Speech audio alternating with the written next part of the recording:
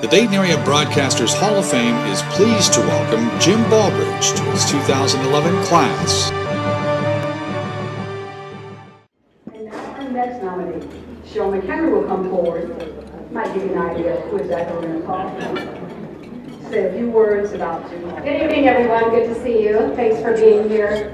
You know, Jim Baldridge is one of the smartest people I've ever known. He's well-read, he's open-minded, he's very insightful. But Jim will be the first to admit that when it comes to pop culture, he's not very smart. One time before we went on the air, he says to me, "Better check page 621. It was a story about a concert in Atlanta, some kind of charity concert. And he said, there's something about an usher, and then there's another name that might trip you up. And I looked at it and I said, I know Ludacris. He got the flow to make your booty go. Jim was just clueless. Or else he was just ignoring me. The not so clueless Jim, that's what made him such a solid anchor. He was a solid reporter too.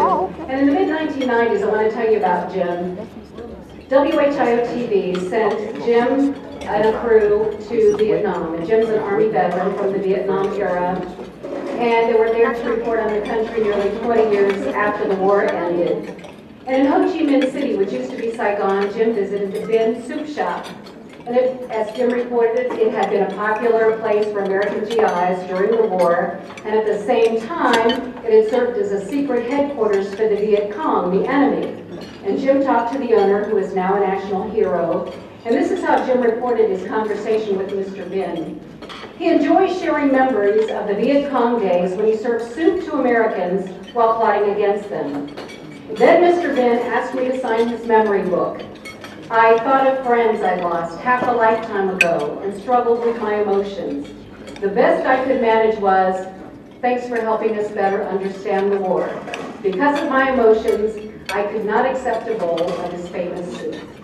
That, ladies and gentlemen, is Jim Baldridge. 37 years, anchoring and reporting at Channel 7, one of the most successful local news anchors in history. And I'm not just talking about Dayton, I'm talking about the entire country. But more importantly, Jim is a man of integrity and character. He's a devoted husband and father and grandfather. Loves those grandkids. And he's a great co-worker and friend. And he's so humble that we had to do a lot of arm twisting to even get him to accept this nomination and be here tonight. But I can't think of anyone more deserving to be inducted into the Dayton Area Broadcasters Hall of Fame than Jim Baldridge. And it was such an easy nomination to make. Why not? It was time. It was time for him to be honored in our Dayton Broadcasters Hall of Fame. A man who has reported the news for the Miami Valley from all four corners of the world. A man who loves his work, was gracious, was always polite, fabulous writer, and a father and grandfather.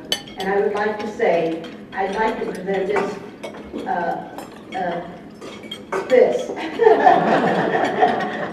to Jim and claim him as our next inductee in the Dayton Broadcasters Hall of Fame, but I would also like to congratulate his beautiful wife, Sue, because it takes two to do all of this. Jim Baldridge.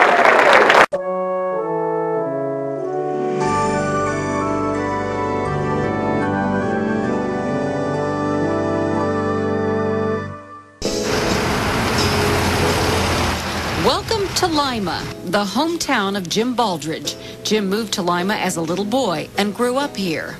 His interest in radio and television began as a student at Shawnee High School, where he was charter president of the drama club and a member of the choir, under the direction of Harold Beckett, Jim's favorite teacher, now 86 years young. I think he was either a second tenor or a baritone. He was a very well-behaved young man, intelligent, well-liked. I never heard anybody say anything bad about him. Mr. Beckett remembers the day Jim came to him after choir practice and said he wanted a career in radio and television. I'll never live this down. He advised Jim not to pursue a broadcasting career. I said, well, Jim, do you think you have a low enough voice, deep enough voice? Because I was thinking Tom Brokaw, you know, people like that. I thought, oh, boy, that poor guy. Well, maybe he can get a job selling shoes. But he made it. I turned on Channel 7 one day, and there he was.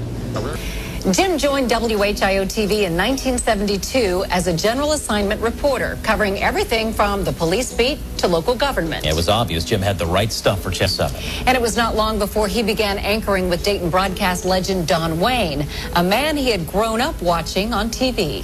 5 days in a ship. WHIO-TV was lucky to get Jim Baldridge back in 1972. When we first saw him, he just was smooth. News director at the time, Dick Beezer, was instrumental in stealing Jim from Channel 2. Stan Mouse, our old general manager, and I were chatting one day, and we thought he was under contract. Stan said, "Are you sure?" "We'll find out."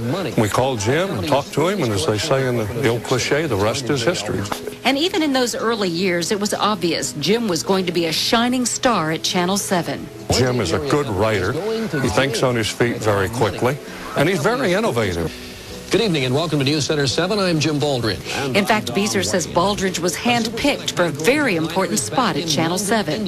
We were looking for somebody, by the way, at the time, to put in with Don Wayne, because Don was, you know, not that far away from retirement, and we were looking for somebody to groom, and we made a great choice. Retired WHIO-TV weatherman and announcer Ted Ryan says Baldridge complimented Wayne in just the right way. Don Wayne was a little more like Mr. Homey, and Jim Baldridge was, by God, I'm a pro and we're going to do it. Yet beneath it all, there was a good sense of humor and a heck of a nice guy. The San Francisco earthquake, the Berlin Wall coming down, local jobs moving to Mexico. Just a few of the big stories Jim covered for WHIO-TV. That's why he was a perfect fit to host the Dayton Air Show. For almost 30 years, he broadcast the show live here on Channel 7. Yeah, he loved that part of his job so much. Truth be told, he probably would have done it for free at the station, and the Air Show asked him to.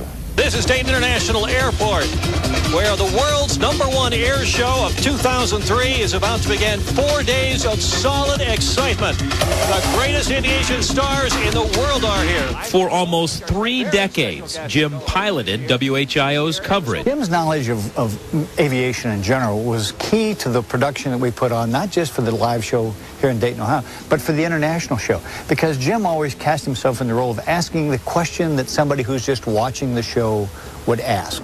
And I have a question for you about the shape of this aircraft. We talked about the reasons for it, but does it make the handling of the airplane very strange?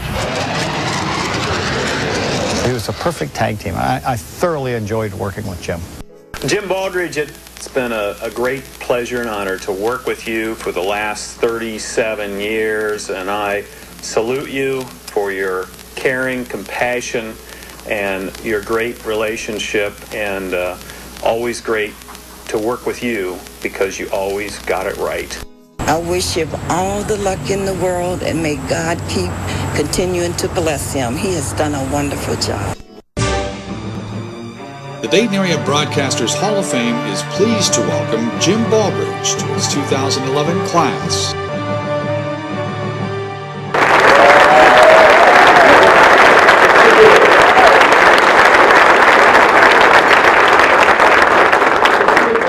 Let that go and not say anything to embarrass myself, and would be very good thought.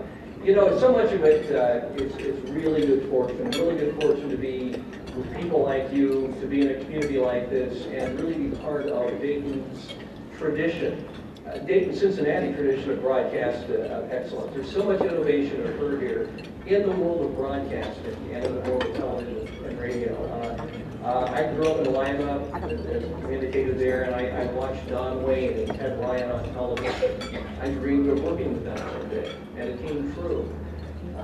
I'm not sure that I really honestly tried to ask the right questions as a viewer would or as a reporter would. I honestly didn't know the answers and was trying to figure things out. But I am so fortunate to have had this life, to have been the places I've been, to work with so many of you wonderful people, not just in broadcasting, not just in Channel 7, but the other stations, but the people in the communities, Dr. Ponitz and Mrs. Ponitz here earlier, and just so many wonderful people in this community. This community has such potential. I know will rise again, even beyond, far beyond what it has been in the past.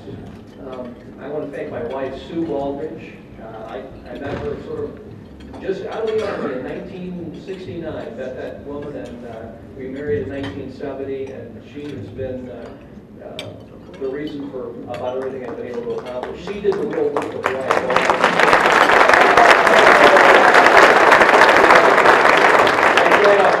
I'd fly off to Asia, fly off to Central America, to Mexico, or have some great adventure, work nights. Much of the time I was going to school and working nights. She was raising the children that are such a credit to us and making the home that we love still in Dayton and will always have in Dayton. Thank you so much for honoring me. I am so privileged to be part of your community. Thank you.